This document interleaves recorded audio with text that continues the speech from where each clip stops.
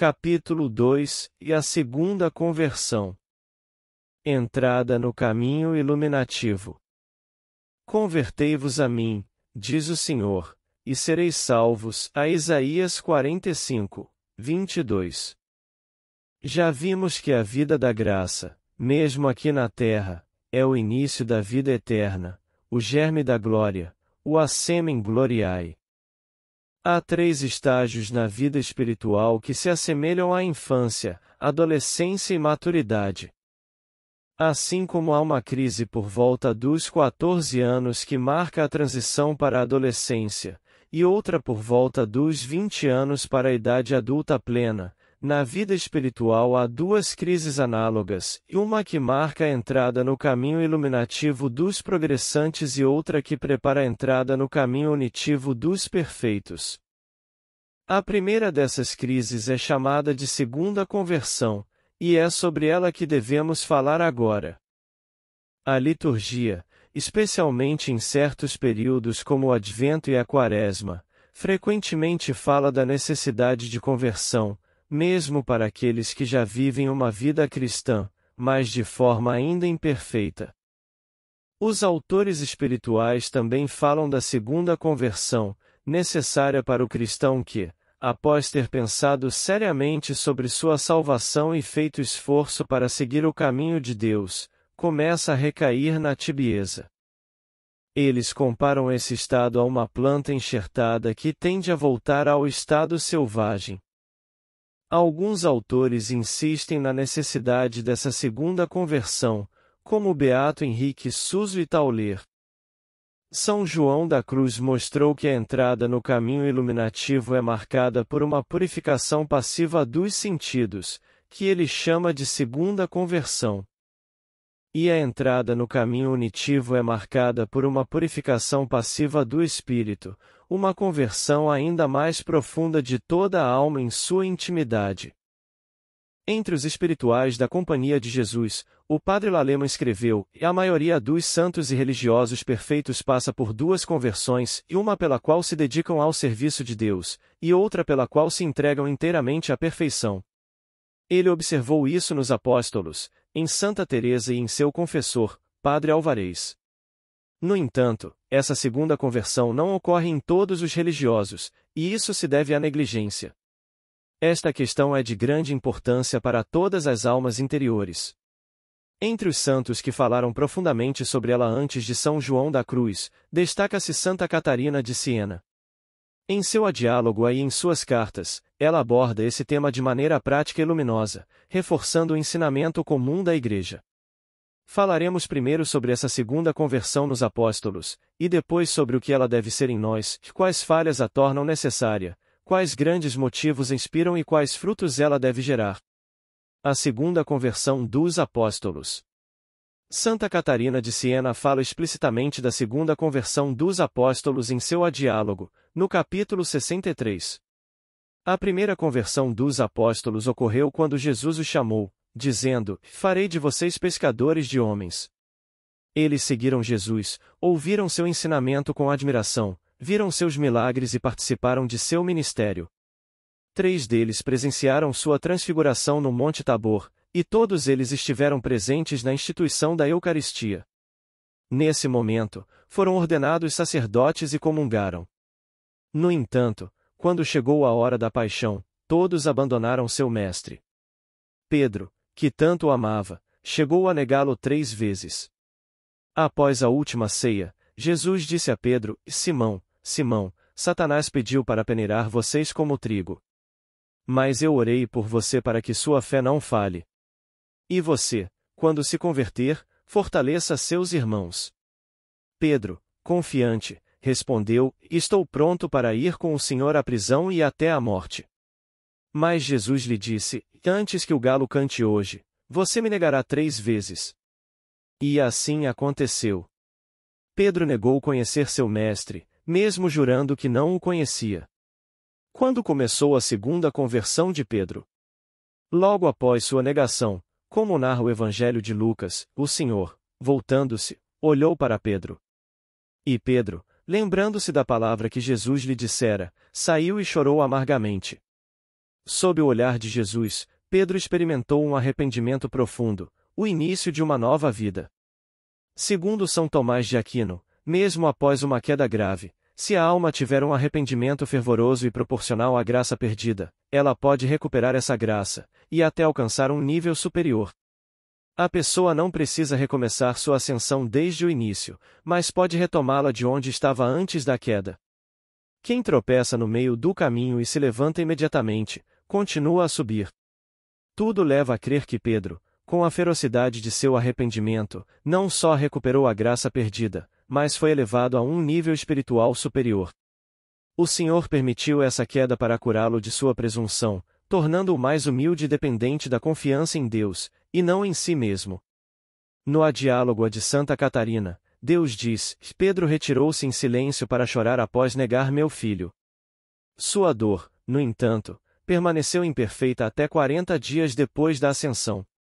Eles se esconderam, com medo, pois ainda não haviam alcançado o amor perfeito.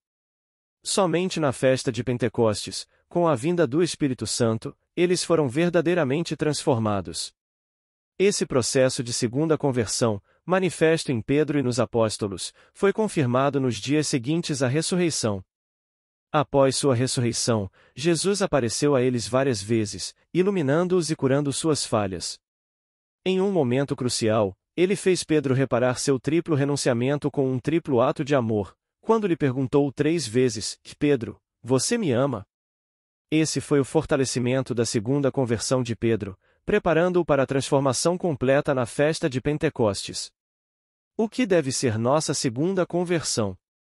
O que aconteceu com os apóstolos também deve acontecer conosco, como mostra Santa Catarina de Siena. E, se os apóstolos precisaram de uma segunda conversão, quanto mais nós. O que torna essa conversão necessária, segundo Santa Catarina, é o amor próprio, que persiste mesmo nas almas em estado de graça.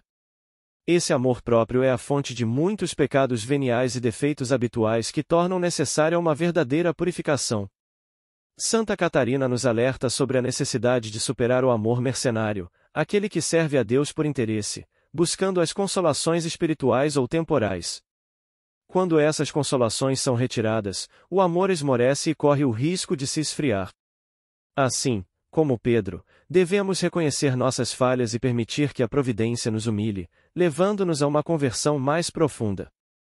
A segunda conversão é um momento de purificação, no qual nos desprendemos do amor próprio desordenado e nos dedicamos inteiramente ao amor de Deus. Por fim, São João da Cruz descreve 3 sinais dessa segunda conversão e a ausência de gosto nas coisas divinas e criadas, o desejo constante de servir a Deus e a dificuldade de meditar com os sentidos.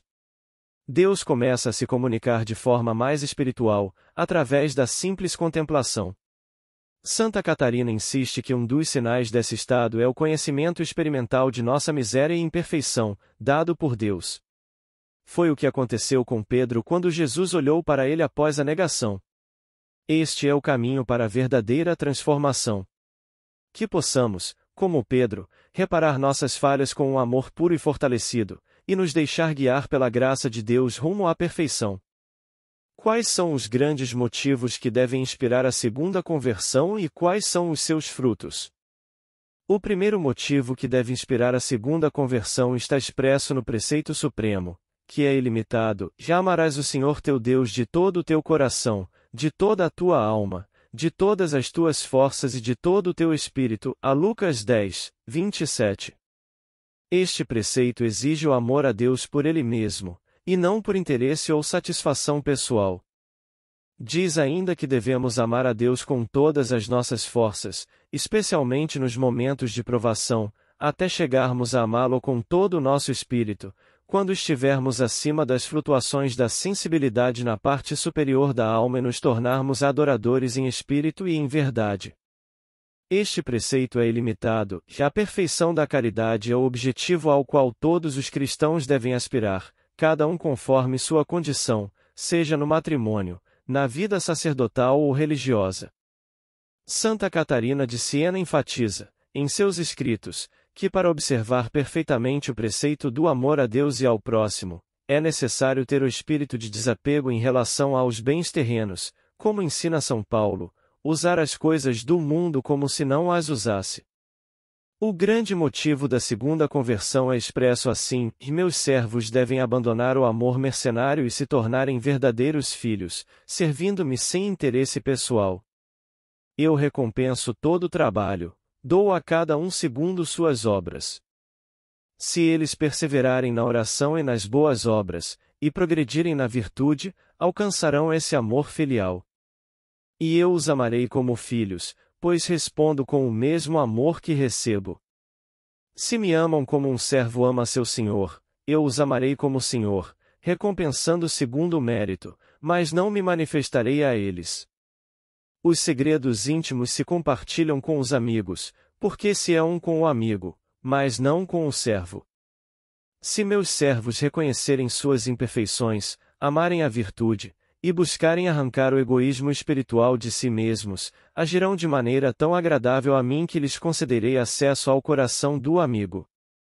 Eu me manifestarei a eles, como disse a verdade, e aquele que me ama será amado por meu Pai, e eu o amarei e me manifestarei a ele. A João 14, 21. Esses últimos versículos expressam o conhecimento que Deus concede de si mesmo por inspiração especial. Isso é a contemplação, que surge da fé iluminada pelos dons, uma fé unida ao amor que saboreia e penetra os mistérios. Um segundo motivo é o valor do sangue do Salvador, que Pedro não compreendeu antes da paixão, apesar das palavras de Jesus na última ceia: e este é o meu sangue que será derramado por vós. A Lucas 22, 20. Pedro só começou a entender depois da ressurreição. Deus diz em ao diálogo a que seus servos devem compreender que Ele quer o bem deles e sua santificação através do sangue de seu Filho. Foi por esse sangue que foram purificados de suas iniquidades e foram recriados como filhos adotivos. Pedro só entendeu plenamente o valor do sangue redentor depois de sua falha e da paixão do Salvador. Então, ele compreendeu a infinita bondade de Deus e o mistério da redenção. Quando Jesus anunciou que deveria ser crucificado, Pedro, sem perceber, falou contra todo o plano da redenção. Por isso, o Senhor lhe disse: e afasta-te de mim, Satanás, teus pensamentos não são os de Deus. Após sua conversão, Pedro compreendeu o valor da cruz e do sangue precioso de Cristo. Santa Catarina de Siena fala frequentemente do sangue que dá eficácia ao batismo e aos sacramentos. A cada missa, ao elevar a hóstia, nossa fé no poder redentor desse sangue deve se tornar mais forte. O terceiro motivo que inspira a segunda conversão é o amor pelas almas, inseparável do amor a Deus. Este amor deve se transformar em zelo por salvar almas e deve inspirar todas as virtudes. Em Santa Catarina, esse amor a levou a oferecer-se como vítima para a salvação dos pecadores. Ela suplicava a Deus por misericórdia para o mundo e oferecia a si mesma como expiação. Os frutos da segunda conversão incluem uma crescente contemplação do mistério da cruz e da redenção, e uma união com Deus mais estável e pura. Aos poucos, estabelece-se na alma uma paz interior, mesmo em meio às adversidades. Como São Paulo diz, tudo coopera para o bem daqueles que amam a Deus. A teologia nos ajuda a descobrir o profundo significado do Evangelho, mas, quanto mais ela avança, mais deve se ocultar, como São João Batista após anunciar o Senhor. Assim, a teologia nos guia até a contemplação sobrenatural, que é iluminada pela fé e unida ao amor.